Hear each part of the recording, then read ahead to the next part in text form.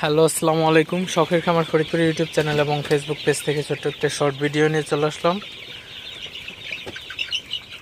তো আজকে আমার সোনালী সুপার হাইব্রিড মুরগিকে তো রাতের বেলায় পানি দিয়ে দিলাম এবং ফিড দিয়ে দেওয়া হয়েছে আসলে। তো মুরগিগুলাকে রাতের বেলায় কিন্তু একটু বেশি তাড়াইতে হবে। আসলে মুরগিগুলা রাতের বেলায় যদি তাড়ানো না হয় মুরগিগুলা কিন্তু খাবারটা কম খায়। তো মুরগিগুলা যদি বসে থাকে সেক্ষেত্রে কিন্তু খাবার কম খেলে কিন্তু ওয়েটটা এমনিতেই কম আসে। তো তারপরেও আপনাদের অবশ্যই একটু মুরগিগুলাকে মাঝে মধ্যে তাড়াই দিতে হবে, তাহলে কিন্তু মুরগিগুলোর ওজনটা ভালো আসবে।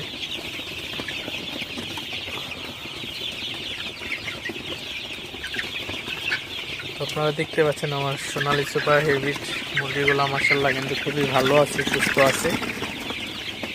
তো বয়স হিসেবে ওজনটা মোটামুটি ভালোই আছে। তো আমার এই সেটে মুরগিগুলা একটু বেশি হয়ে গেছে, তো মুরগিগুলা ঘন হয়ে গেছে সেট অনুযায়ী। তো তারপরেও মুরগিগুলো আমার খুবই ভালো আছে। এখন প্রচুর পরিমাণে গরম করতেছে, তো সে তুলনায় কিন্তু মুরগিগুলো আমার সুস্থ আছে বলা চলে। তো আপনারা যারা খামারি আছেন অবশ্যই মুরগির সবসময় যত্ন নেওয়ার চেষ্টা করবেন, এবং মুরগিকে অতিরিক্ত যদি গরম পড়ে তাহলে মুরগিকে স্যালাইন দিতে পারেন, লাইসোবিট অথবা লাইসোপ্লাস দিতে পারেন। এই লাইসোবিট অথবা লাইসোপ্লাস দিলে আপনার মুরগির যে গরমের যে একটা ধকল থাকে আসলে ওইগুলা থেকে কিন্তু মুরগিগুলা সুস্থ থাকে এবং মুরগিগুলা কিন্তু ভালো থাকে।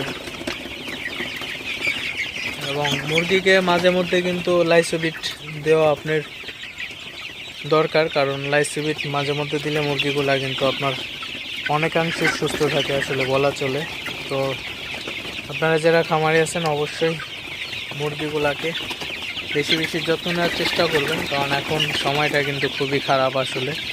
তো অনেক জায়গায় কিন্তু মুরগির রানীক্ষেতের খুবই সমস্যা করতেছে। তো যারা রানীক্ষেতের ভ্যাকসিন করেন নাই অবশ্যই রানীক্ষেতের ভ্যাকসিন করে রাখতে পারেন, কারণ রানীক্ষেতের এই রোগটা ঢুকে গেলে কিন্তু খুবই একটা মারাত্মক আকার ধারণ করতেছে। তো যাই হোক, সবাই ভালো থাকবেন, সুস্থ থাকবেন। শখের খামার ফরিদপুর ইউটিউব চ্যানেলটি সাবস্ক্রাইব করে অবশ্যই পাশে থাকবেন। ভিডিওটি লাইক, কমেন্ট এবং শেয়ার করে অন্য ভাইদের দেখার সুযোগ করে দিবেন। তো দেখা হবে অন্য কোনো নতুন ভিডিওতে, নতুন কোনো আপডেট নিয়ে। সে পর্যন্ত সবাই ভালো থাকবেন, সুস্থ থাকবেন। আসসালামু আলাইকুম।